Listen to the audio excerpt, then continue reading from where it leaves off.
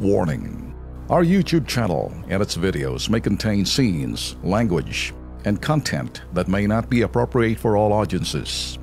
These videos include surveillance footage, undercover pursuit of suspects, actual police and rescue operations, and fearless confrontations. If you do not approve of the content, please do not watch our videos. If you wish to continue, we strongly advise that you proceed with caution. Viewers' discretion is advised.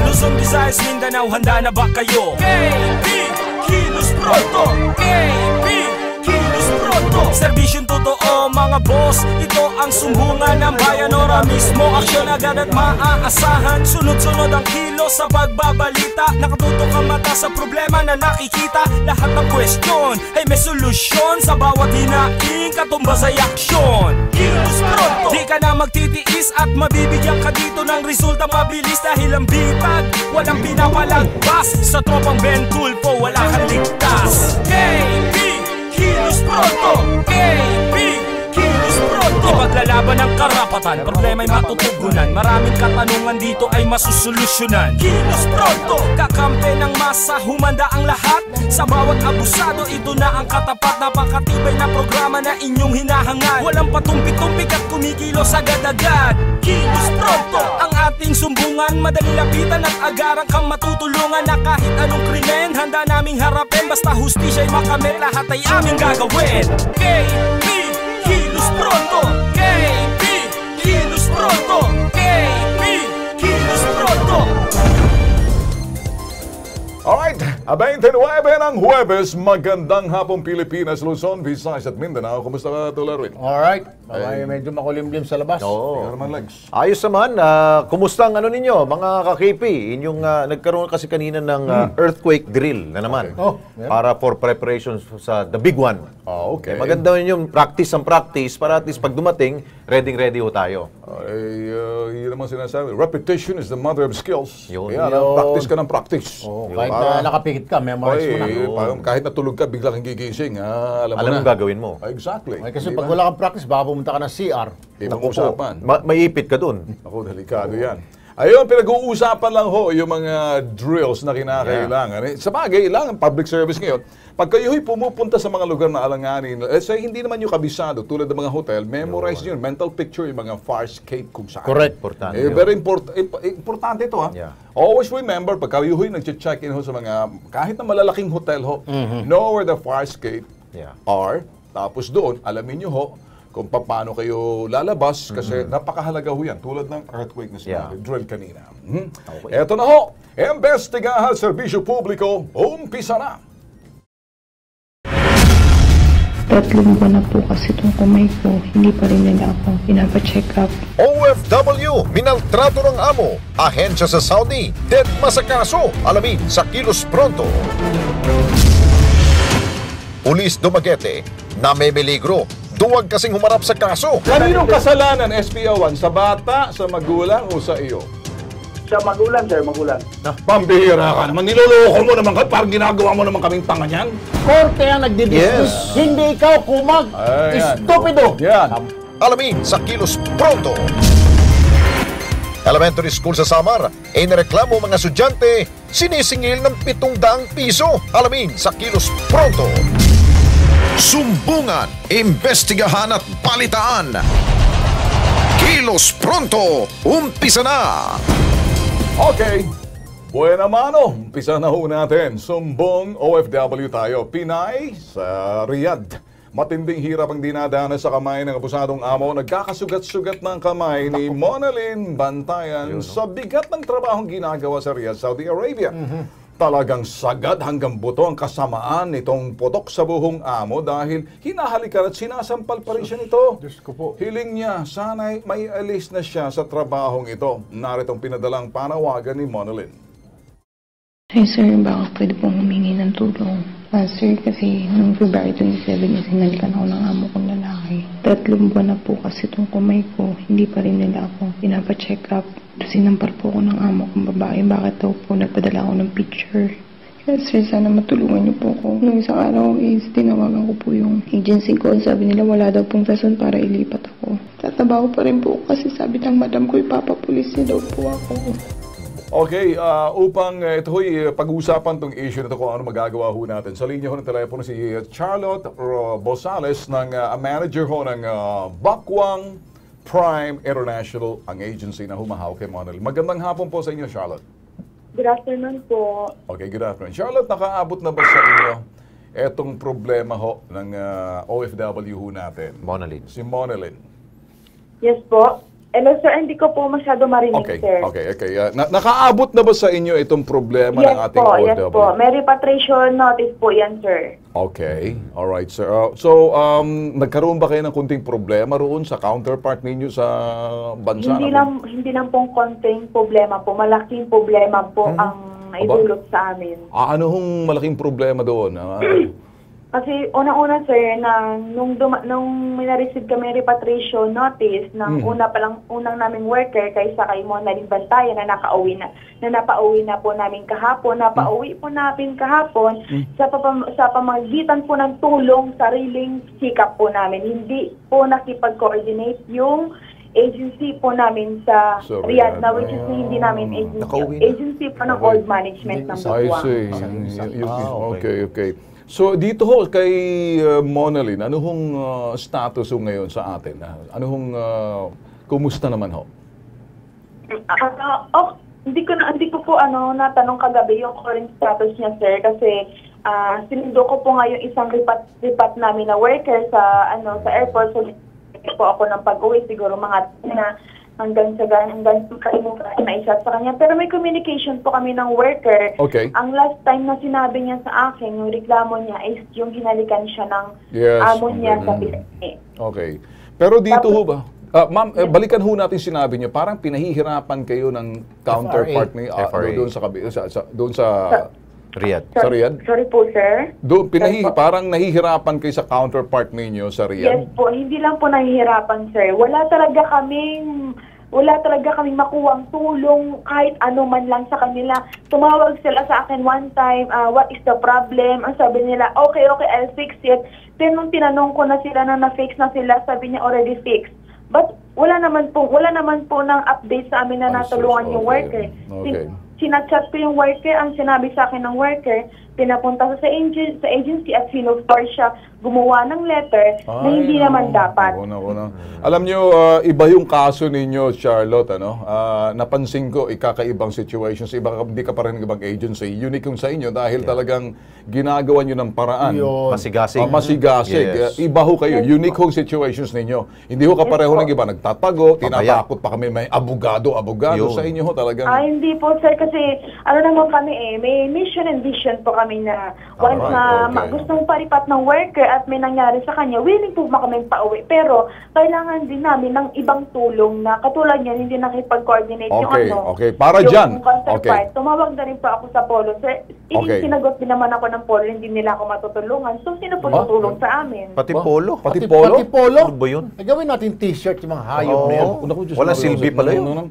Pero ito talaga pag ito tolben may tulong. Sige, diyan ka muna, Charlotte. Alam ko naman talagang every help na gusto mong makuha dito, makakatulong sa atin to si Josephine Tobia, Head ng Advocacy and Social Marketing Division ng OWA. Ma'am, magandang hapon, Ma'am Josephine. Yes, good afternoon sa inyo dyan. Okay, narinig niyo ma'am, ito ho yung agency rito nakikipagtulungan. Nahihirapan daw ata sila doon sa Polo, doon sa kabila na parang pati yung agency lahat ho na tulong gusto ho nilang maibigay ho doon sa ating kababayan ho na si pangalan itong Monalyn. Si Monalyn, ma'am, kung narinig nyo. Narinig ko nga yung sinabi ni Charlotte dito sa PRA natin tungkol dito sa hindi pag-cooperate sa kanya nung kanyang FRA and at the same time parang may problema rin siya dyan sa Polo. Of course, we will check on yung verify yung sa Polo kung ano naging problema at hindi sila nakipagtulungan. As to the FRA, ang suggestion ko dyan kay Charlotte, mag-ayos na kayo kasi pagka ganyang hindi nagko-cooperate, bakit pa kayo nagkaroon ng partnership with them? Mapaswerte nga lang at itong si Monalyn merong Philippine Recruitment Agency katulad ninyo na kumikilos kahit wala yung FRA. Yes. Aware sa mga na-deployed ng old agency na old management ng Bukwang. So, yung kebrat po na iyon ay hindi po kami nagsusupply sa kanila ngayon. Ayun.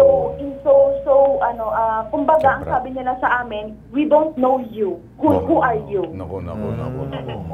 Ano ho magagawa natin, Ma'am Josephine? Yes, from the end nila, Charlotte, they should deal with POEA on that matter. Kasi partner nila yan, FRA. And ang Pero Ma'am Josie, si Erwin Tulfo pa ito. Opo. Humingi sila ng tulong sa Polo, ayaw kumilos ng Polo. Wala raw may tutulong ang Polo sa kanila. I-verify natin yan. Ano talaga ang ginawang pag-snap sa kanila ng Polo. We email po 2 times to them. Dapat hindi Regarding ganun. po sa mga cases namin na repatriation, kung pwede po matutulungan po nila kami. Wala po kaming nakuhang reply. Naku, Sus Mario Jose. Siguro talagang kailangan makausap si Charlotte tungkol dyan. Kung pwede siyang mag-file ng complaint about it, pwede naman yung ganoon. Ayun. Kasi para ma-call ang attention nila. So, from our end, Ma'am Josephine, anong the best way ho rito? Dahil mukhang may mga problema sa dulot-dulo. So, from their end and the other end. Pero sa atin ho, Ma'am, sa OWA, ano hong magagawa natin other than... Ipapacheck natin itong si Monalyn kung kailan siya makakauwi. Okay. Kasi meron na yatang notice of repatriation. That's right. Oo. And upon her arrival, kung pwede, Charlotte, bumisita na rin kayo sa OWA para maimbestigahan natin anong naging proseso ninyo with Polo. Yes, ma'am. We are willing to give any financial assistance, ticket, whatever assistance, ma'am. Makauwi lang po yung worker. Okay. Well, with that, Ma'am, at saka Charlotte, maraming salamat. Mag-aantay ho kami ng hakbang sa inyo at nag-aantay rin yung pamilya ng OFW natin. Sir. Okay? Yes po, sir. Maraming salamat po. Maraming salamat. Diyan lang kayo, Ma'am Josephine, may susunod pa. Kaya nakita niyo. Ibang-iba yung situations niyo. Kasi nakita natin yung agency. Parang first time ko narinig. Kahit iba, nagulat ako eh. Ibang-iba. Yung agency nagre-reklamo dahil ayaw silang tulungan ng FRA. Hindi na ko Sus Mario. Yung isang agency na buang, mantakin mo, binidemanda pa tayo abogado. Kaya mas tayo ng tulong. Kaya mas maiging tandaan natin yung Bukwang Prime International, the best po na agency po yan. Diyan, sigurado kayo. Protektado. Yun. Kami na ho magre-recommend ho ang Kilos Pronto. Dito tayo sa Kilos Pronto Update. Yung pong problemang pulis na nakasagasa ho sa bata, noong isang linggo po'y dumulog ho sa ating programa ang kaanak ko ni Lee Adrian de la Cruz. At ayon sa kanila, sinagasaan at tinakbuhan po ng isang pulis ang kanilang pamangkin. Ano ho ba ang ating pong ginawang aksyon dito? Ito po ang solusyon. Panoorin natin.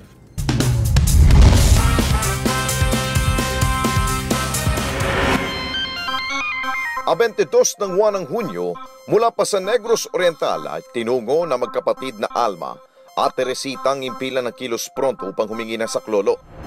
Nasagasaan ang police patrol motorcycle na minamaneho ni SPO1 Restituto Abando ang kanilang 12 taong gulang na pamangkin na si Lee Adrian de la Cruz na nagtamo ng bali at inoperahan sa kanang paa.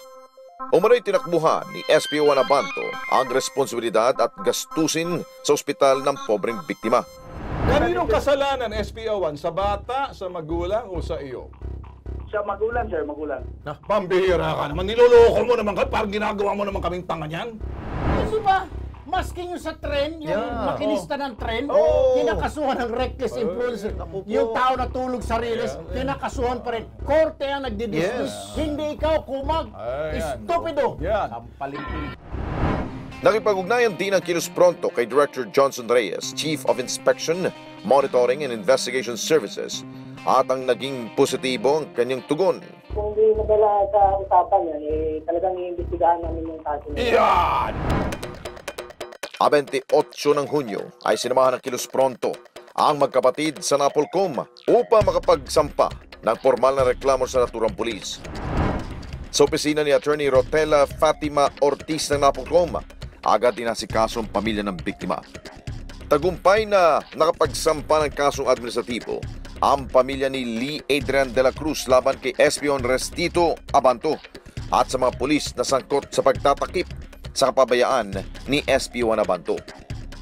Dagdag pa rito, nangako rin na tutulungan ng NAPOLCOM ang biktima upang makapaghabla ng kasong kriminal laban kay SP Wanabanto.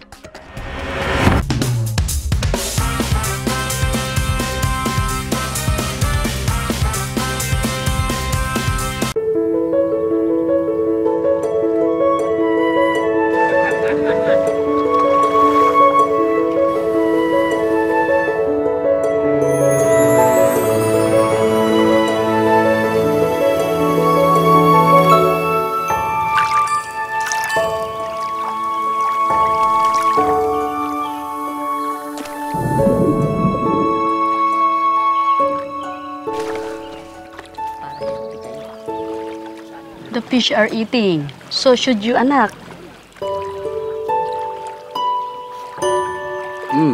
Thank you. You're welcome, anak. What does anak mean? It means my child.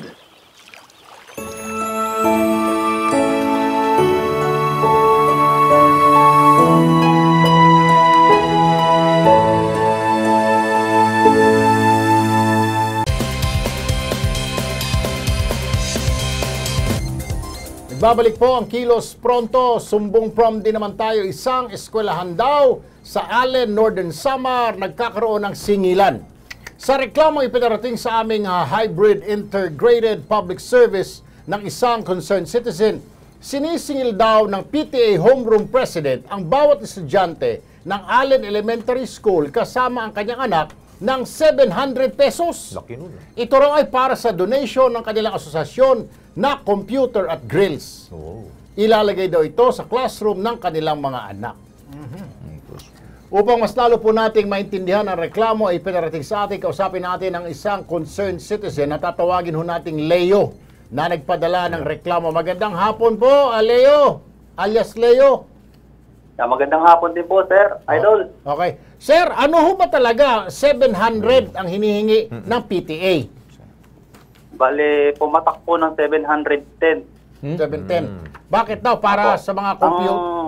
Ang sabi po kasi doon sa PTA meeting na nakarating po sa akin, ang sabi po ng advisor, request, kumbaga, ang pagkakasabi, mas maganda sana kung ang eskwela natin mayroong computer set tsaka LED. Kung LED, ibig sabihin, monitor, TV. Opo.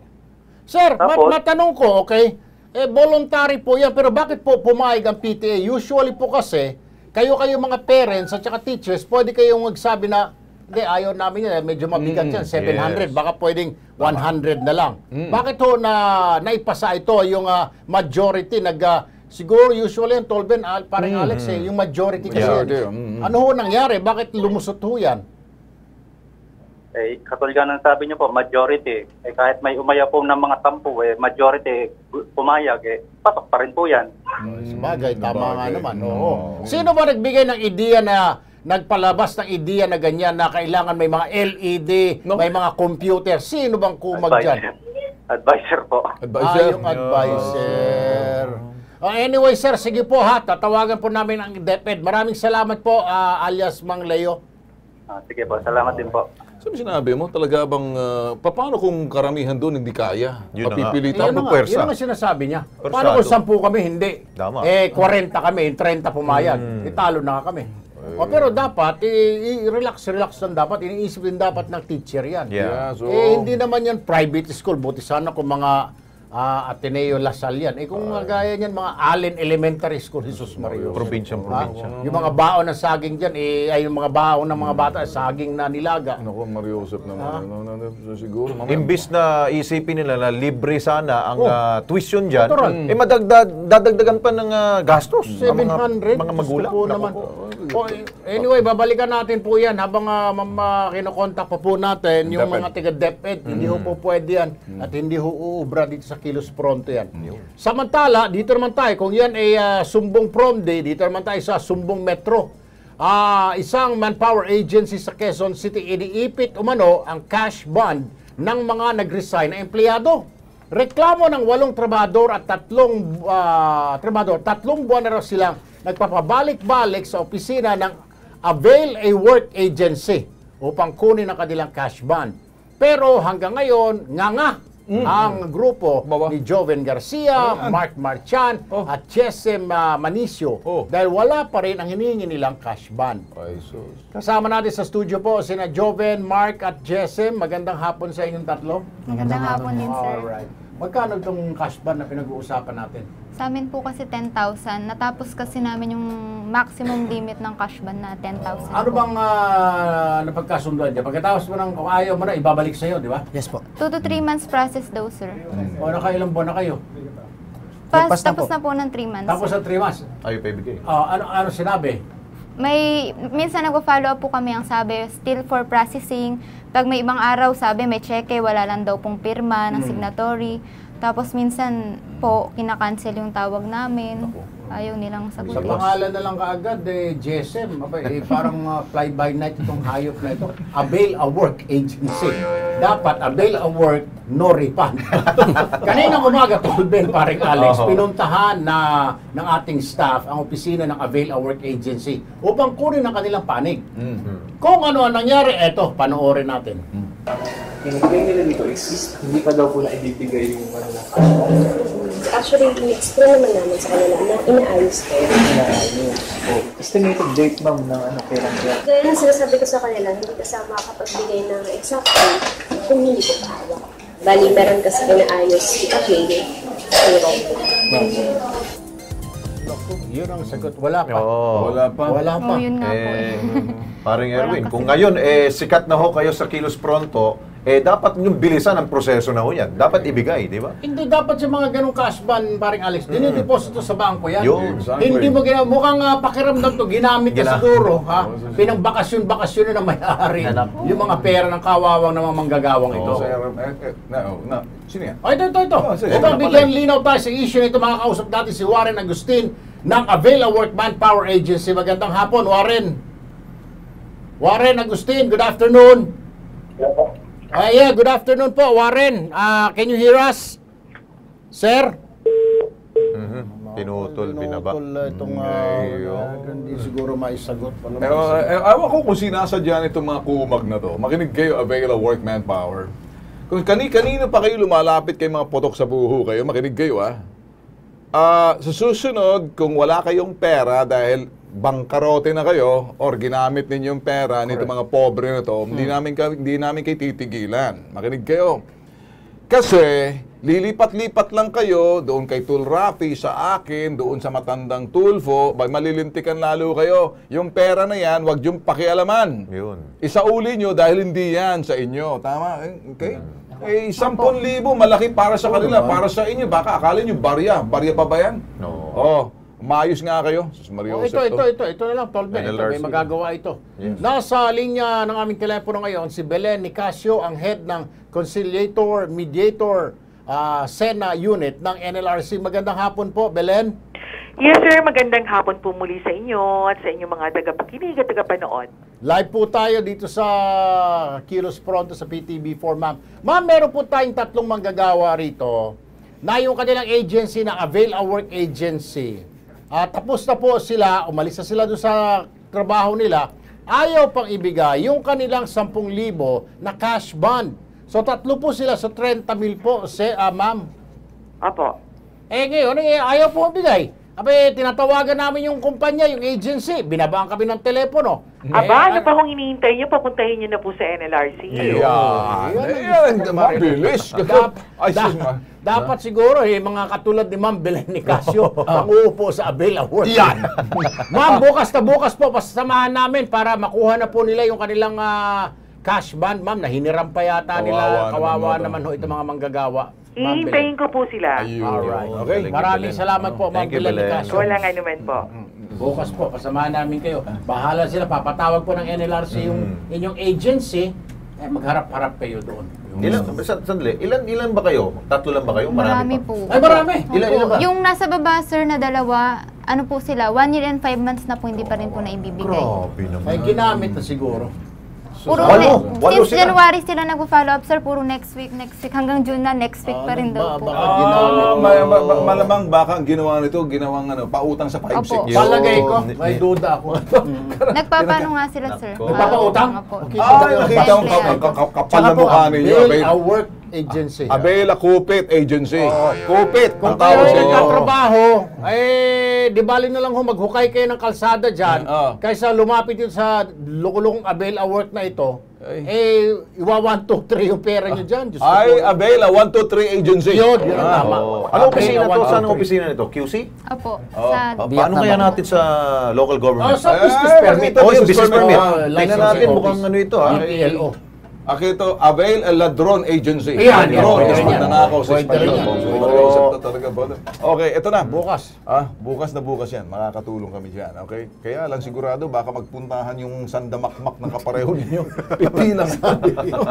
Magsasara na to. Ituro nyo na lang agad sa NLRC. Parang gano'n na. Okay.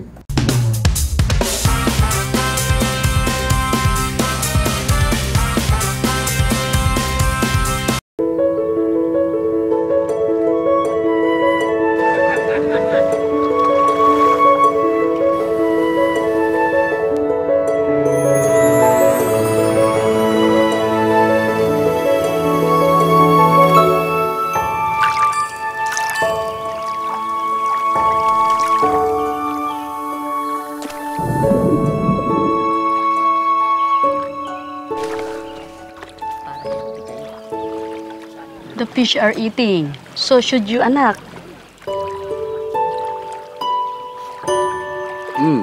Thank you. You're welcome, anak. What does anak mean? It means my child.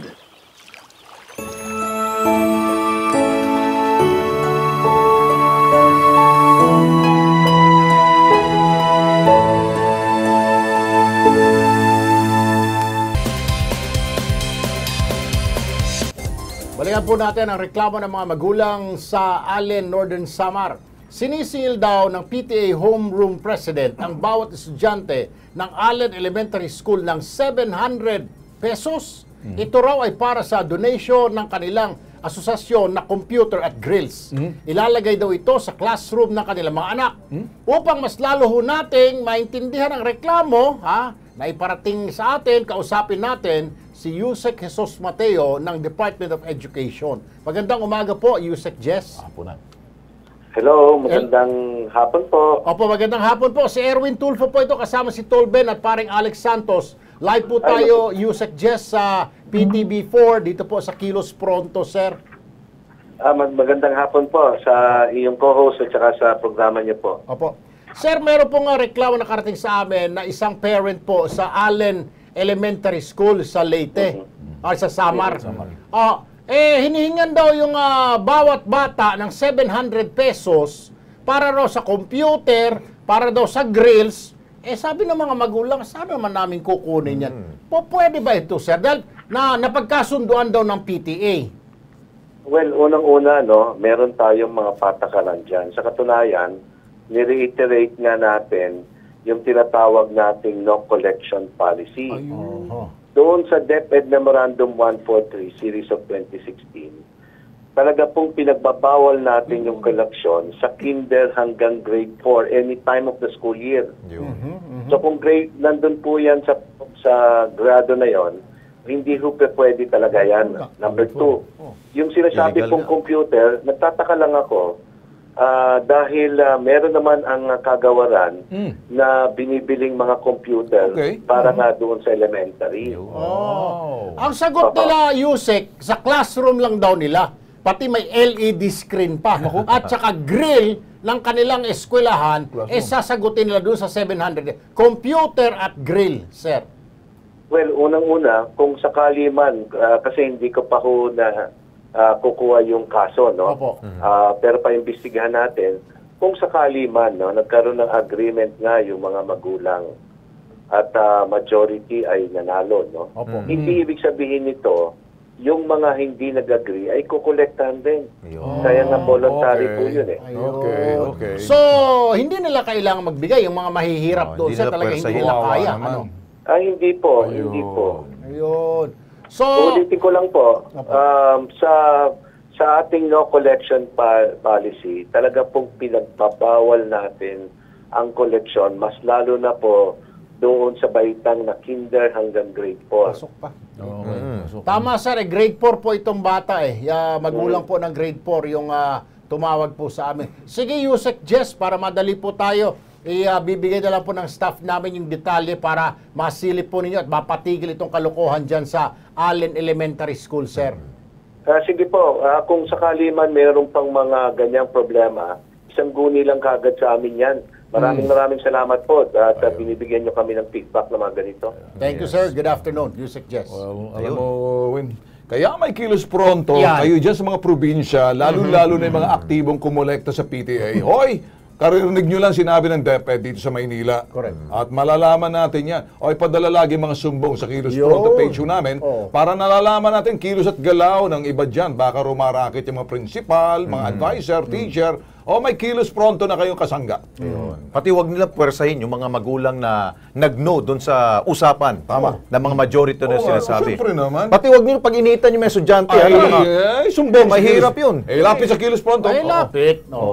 Okay, kasama ho natin ngayon sa studio sina Christian Langging at RJ Rivera. Sila po yung mga obrero ng Aga and Sons Construction and Development Corporation upang ilapit po ang di umano'y pang-aabuso sa kanila ni Edel Bulataw, ang kanila pong foreman sa naturang company. Hinaing po nila, kada linggo daw ay binabawasan sila ng 200 piso para ihulog daw sa kanilang SSS at Pag-ibig. Okay naman yun. Pero nang i-check nila sa SSS at Pag-ibig, aboy kulang ang kanilang hulog ng 3 o 4 na buwan na daw. Naloko na. Kinakaltasan din sila ng 70 pesos donation para daw sa mga namatayan nilang kasamahan. Bukod pa dyan, pinag-iinitan daw sila ng 2 leadman ng kumpanya, si Edel Bulataw at si Casimiro Cuyagbo. Ang tanong ko dyan, araw-araw namamatayan sila? Kaya nga, ito nga yung tanong ko. Okay, kayong dalawa, kayong magpatunay dito. Yung 70 pesos na bukod sa SSS, yung malaking story doon sa SSS, no, hindi nire-remit. Yung koleksyon na abuloy doon ninyo, ano yun, araw-araw kayong may namamatay sa kasama ninyo? Wala naman, sir. Wala rin naman. Bihira lang naman nangyari sa isang taon, sir. Oo. Wala po kasi silang payslip. Puro lang po sa pero lang pa kami meetingin. Okay, kaagad, kausapin na natin si Shirley Dakis, ang HR Officer ng Aga and Sons Construction and Development para bigyan ho natin sila ng kanilang pong panig. Miss Cheryl, magandang hapon po sa inyo. Shirley pala, Shirley. Shirley, magandang hapon. Kasi actually, dapat sa amin sila magre-report dahil naka-awol sila Naka-awol sila? Awol. Pero, sagutin niyo muna ma'am, totoo ba na hindi ho ninyo nire-remit ang kanilang pong kontribusyon sa SSS at ang Pag-ibig? Hello? Yes po. Oo. Yung pong kanila pong hinaing ma'am, hindi daw ho ninyo nire-remit, chinek daw ho nila sa SSS, kulang daw ho ng 4 na buwan. Totoo ba ho yun? Actually sir, naka-remit naman siya, pero kasi late lang mag-posting si SSS. Okay. Opo. So ang may problema ang SSS? May late po yung posting sila. Late posting. 4 months, ma'am? Oo. 4 na buwan? Oo nga, malabo yata yun magagalit sa inyong SSS. Magagalit yung SSS niyan. Pinaparatangan nyo, Shirley, ang SSS ang nag-late ng pag-post ng kaninyong mga contribution? 4 months. Tama ba? Hello? Pakiulit to, Shirley, para marinig ho ng SSS na pinaparatangan nyo sila na sila late mag-post. Kasalanan ng SSS, ma'am? Yun. Pakiulit to sinabi ho ninyo kanina, ma'am. Parang kasalanan ng SSS, Shirley. Binaba na. Shirley! Hello sir, nandito pa pa? Ayun. Anong nangyari? Kasalanan ng SSS? Kasi ang nangyari sir, late lang posting. Kaya po medyo nadili lang po yung nila. Okay. Oo, yung konti. Pero 4 na buwan, imposible naman siguro. 4 na buwan, atrasado, SSS. Loan na po dapat kami nun sa Pag-ibig. Kaya daw hindi sila makapag-loan, Shirley, kasi 4 na buwan nang hindi na parang magagalit ho sa atin ng SSS dito, Shirley. Kasi kami hoy madali lang matawagan ng SSS pag nasabi ninyo na ganyan yan. Ako baka lalong mag-imbestiga sila, ilalagay kayo dun sa sinasabing shame campaign nila. Mahirap ho yan, Shirley. Oo, sir. Siguraduhin niyo muna, yung Shirley, worker kasi namin na yan- Shirley, siguraduhin niyo dahil ang SSS My Shame Campaign ay talagang pinahihiya yung mga delinkwente at talagang binibigyan nila ng sinasabing ito naman ay parangal yung mga mabilis magbayad. Ay saan kayo roon, Shirley? Ay parang mukhang lumalabas, parang ang SSS ng delinkwente? Baka dapat malaman ang SSS na delinkwente sila para paliwanag kayo. Ang isa pang maganda yung tanong mo dyan, Tolben, paring Alex, bakit buwan-buwan ba kayo kinakaltasan para sa patay? Yun rin, isa. Linggo-linggo, sir. Linggo-linggo may patay? May 20 edit donation nakalagay sa payroll. Ito na, paring Alex. Ayun. Okay, nasa linya ho si Miss Beth Suralbo ng SSS para pakinggan nyo, Miss Beth. Magandang hapon po sa inyo, ha? Yes, magandang hapon, Sir Ben. Ito ho, nandito po si Shirley. Si Shirley ho Dakis, ang HR officer po ng Aga & Sons Construction Development Corporation. Ang sabi ho niya kanina, lagi daw hong late posting daw hong SSS. Totoo po ba late posting po kapag 4 na buwan na pong nakalipas? Ano yung submission nila? Yung contribution po ng kanila pong trabahador po, ma'am. Contribution? Yes, oho. Mabilis lang yan, sir. Basta naka-USB sila o yung mas online na mas kung sila nung USB na. Shirley. Sabit lang sa SSS. Shirley, nandito si Miss Beth Suralbo ng SSS. Sige nga, pakiulit yung sinabi mo. Shirley. Hello, sir. Hello? Miss Beth, si Miss Beth. Hello, sir. Yung mandatories kasi, ipapacheck ko po sa in-charge. So, hindi delinkwente yung SSS. Grabe paratang nyo sa SSS. SSS ang may problema na. Pagagalit na sana ako kay Miss Lilibet Suralbo. Miss Beth, hindi naman pala SSS. Parang lumalabas, sabi nila, parang late posting daw kayo. Ay sabi ko naman, parang delinkwente kayo. Pero teka muna, kayo yung may papasimuno ng shame campaign para doon sa mga delinkwente. At pinaparangalan yung mga mabilis magbayad. Di ba tama yun, Miss Beth? Yes, sir. Yes, sir. Yun. Narinig mo, Shirley? Oo, sir. Saan kayo roon? Sir, yung ipapacheck ko po sa nag-handle ng mandatory.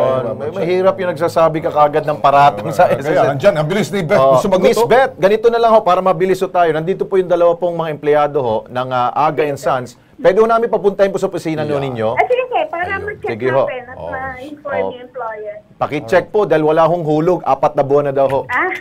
Sa employer yan. Sa employer. Kaya pwede patawag ninyo itong may-ari. Bago baka wala Lex, si Shirley. Shirley. Yung Hello? linggo-linggo kinokolektahan ng para sa patay. Butaw yung butaw! Shirley. Apo, sir. Narinig ko pa. Ano yung sinisingil nyo linggo-linggo na 20 pesos? Totoo ba yun? Ay, hindi po, sir. Hindi naman po kami linggo-linggo nag-dideduct ng sa donation. Sabihin mo. Mapapakita yung kinakalta sa amin na 20-20 kada linggo kasi ang payroll doon lang sa timekeeper. Kahit picturean nga, sir, hindi nga po namin tinatago. Timekeeper, kumikita pa yung lintik. Kapag pinicturean namin yun, sir, baka para sa kanya yun pag sakaling mamatay sa bukas, sa makalawa. Pinaghandaan na. Pinaghandaan niya. Buhay pa ba yung timekeeper niya? Buhay pa, sir. Buhay pa? Malapit na mamatay yun. Malapit na. Sana nga, Lord, kunin mo na. At marami na pambili ng ataol yung hayop na yun.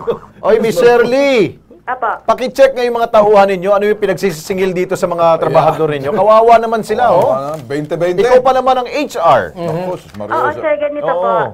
Sa dead donation kasi namin, meron yan, sir, naka-bracket. 10 pesos po. Once po na nagdalawa kasi yung naman po natin masabi na nagdadalawa kasi, sir, yung patay sa pamilya.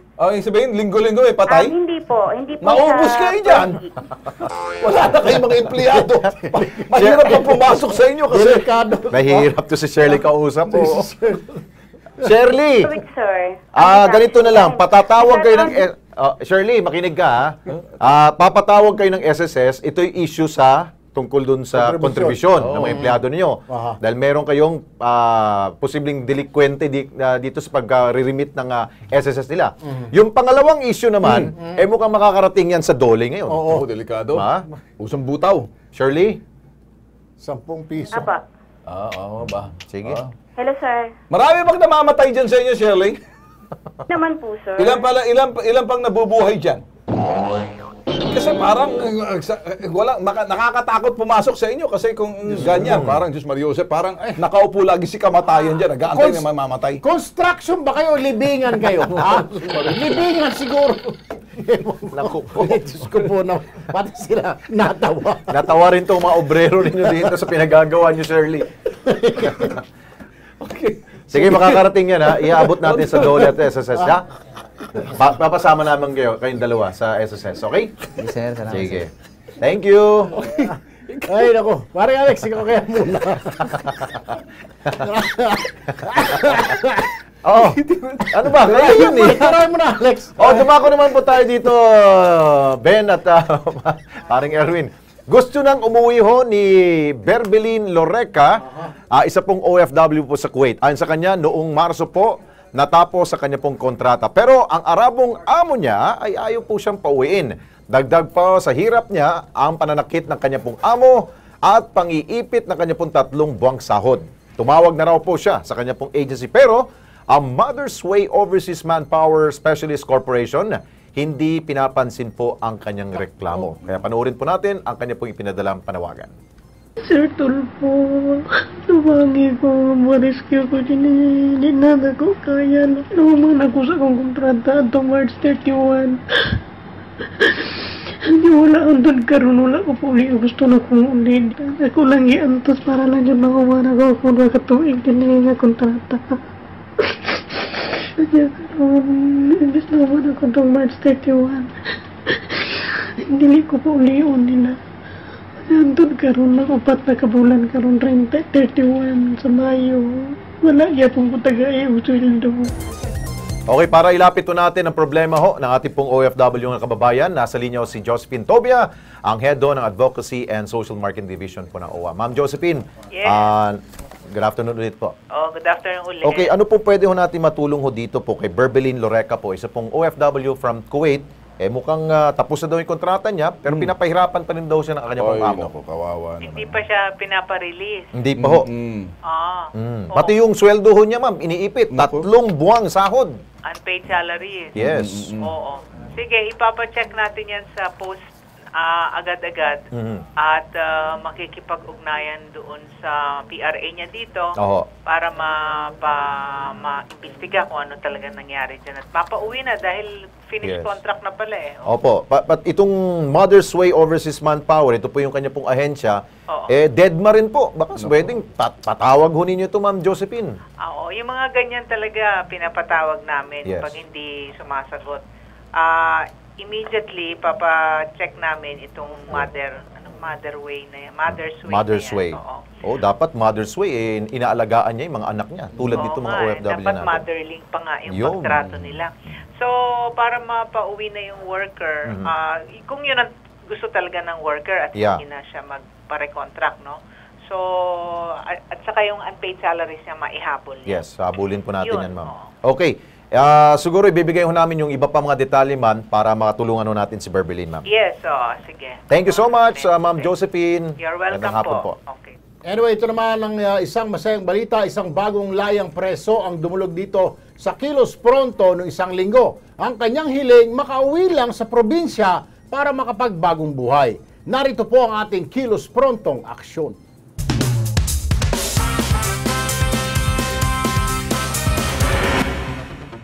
A 22 ng Hunyo ng taong kasalukuyan, lumapit si Kurt Russell Pasis, isang bagong laya nating kababayan mula sa New Bilibid Prison, Muntinlupa. Hiling niya ay ayuda upang makauwi sa kanilang probinsya sa Urdaneta, Pangasinan. Parol po ako kasi pag di po ako nakatindaw, sabi ng bureau, babalik nila ulit ako sa kulungan. So, re-report ka sa parol officer doon sa Pangasinan? Opo, sa Anulas po, sir. Kaya naman, Kilos Pronto kaming nakipag-ugnayan sa 5-Star Bus Company upang matugunan ang hinihinging tulong ni Kurt. Kung ngayon po siya uuwi, pwede naman siya pumunta dun sa terminal. Hinihingi ko na dun sa dispatcher namin. Ma'am Tess, ngayon pa lang ho, nagpapasalamat na ho kami, Kinagabihan ay agarang sinamahan ng KP team si Kurt sa 5-Star Bus Company Terminal sa Cubao upang siya ay makauwi na. Salamat sa inyo, Kilos Pronto. Dahil sa inyo, makakauwi na ako sa Pangasinan.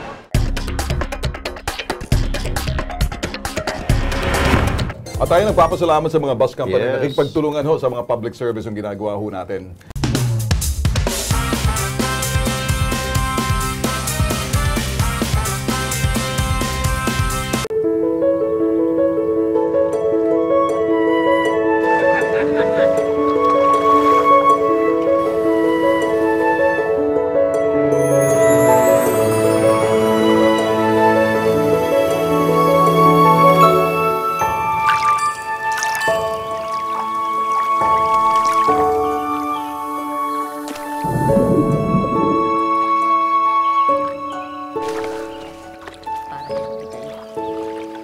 The fish are eating. So should you, anak.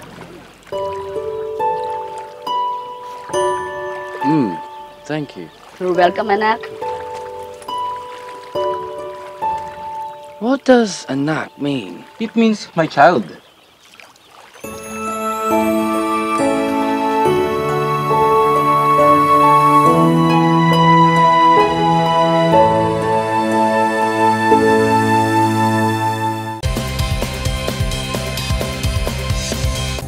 Okay, higit sa sumbungan, investigahan at isyong kinakailangang solusyonan ng serbisyo pampubliko. Dapat, kilos! Pronto!